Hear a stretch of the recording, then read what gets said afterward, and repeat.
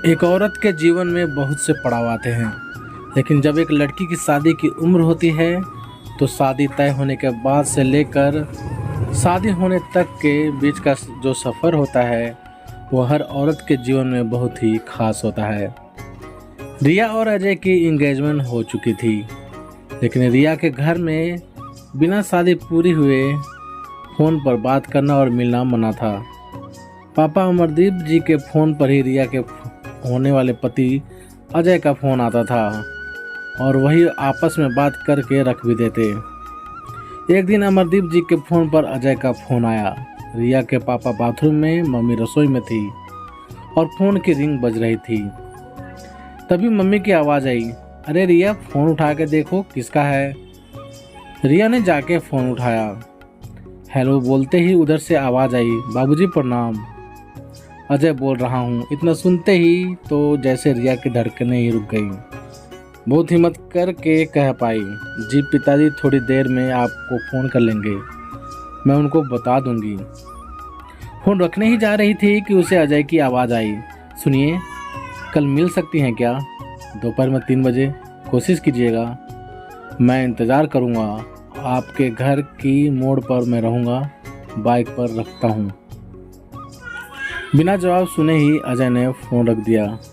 रिया ने मन ही मन निश्चय किया कि वो नहीं जाएगी, लेकिन अगले दिन सुबह से ही मन में मिलने की बेचैनी बढ़ती जा रही थी। कभी मन हाँ कहता तो कभी ना। तभी रिया ने अपनी माँ से कहा, माँ, मेरी सहेली अंजना से मिलने का मन हो रहा था, फिर पता नहीं कब मिलना होगा, मिलाऊं?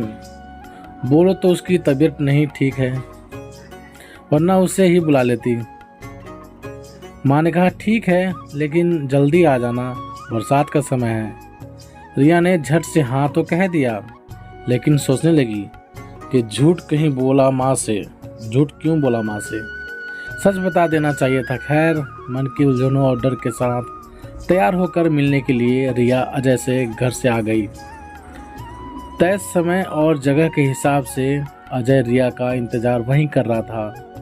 हेलमेट पहने हुए अजय को रिया ने पहचान लिया, लेकिन मन में अजीब एहसास। तभी अजय ने रिया को बाइक पर बैठने का इशारा किया। बाइक पर एकदम सीधा होके और पर्स को बीच में रखकर रिया बैठ गई। थोड़ी दूर जाने के बाद अजय ने कहा, मुझे ऐसा क्यों लग रहा है जैसे कि तुम मुझसे डर रही हो? मैं तुम्हें भगाकर ज़बरदस्ती से ले जा रहा हूँ। रिया को इतना सुनते ही हंसी आ गई और अजय ने मुस्कुराते हुए उसका पर्स लेके बाइक के हैंडल पर लटका दिया। रिया ने पहली बार अजय को स्पर्श किया। अजय के कंधे पर हाथ रख के दोनों चल दिए। तभी इतनी जोर की बारिश शुरू हो गई जिसकी उम्मीद भी न थी। बिजली की कड़कड़ाहट के साथ जोरदार बारिश, जिसमें बाइक चलाना मुश्किल था। प्यार भरी बातें करने का ख्वाब रिया को भूल गया। सब भूलकर रिया को डर के रोना आ गया कि अब घर कैसे जाऊंगी, क्योंकि सोनभद्र की पहाड़ियों पर ऑटो रिक्शा नहीं चलते थे। उसे ऐसा रोता देख के अजय ने रिया को गले से लगाया और चुप कराने लगे और हंसते हुए कहा, इसमें डरने की क्या बात है? तुम अपने होने वाले पति के साथ हो, गलती मेरी है, मैंने तुम्हें मिलने बुलाया। मैं चल के बाबूजी से सच बता के माफ़ी मांग लूँगा। अब तो ये रोना बंद करो। और रिया के माथे पर किस किया। थोड़ी बारिश रुकी तो अजय ने रिया को घर के बाहर छोड़ा और कहा, मैं चलता हूँ, सबको सच बता देता हूँ।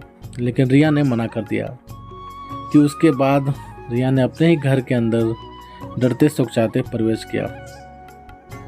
उधर रिया की माँ दरवाजे पर ही घबराई हुई सी तेज चहल कदमों के साथ रिया का इंतजार कर रही थी, क्योंकि रात के 10 बज चुके थे। रिया को देखते ही उसकी मम्मी ने बोला, कहाँ रह गई थी? वो मम्मी, बारिश इतनी तेज थी कि अंजना ने रोक लिया।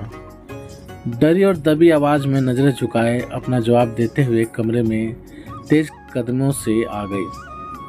तभी अपने सामने शीशे में मम्मी को मुस्कुराते हुए देखा और पलट कर उनको देखा तो उन्होंने कहा, ये लो फ़ोन और अजय को कुछ लोग घर पहुंच गए। और हाँ, ये उनका रेनकोट संभाल कर रख देना।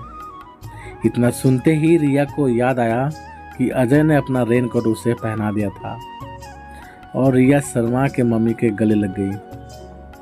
अगले दिन ही रिया के पापा ने नया फ़ोन रिया को ला कर दिया।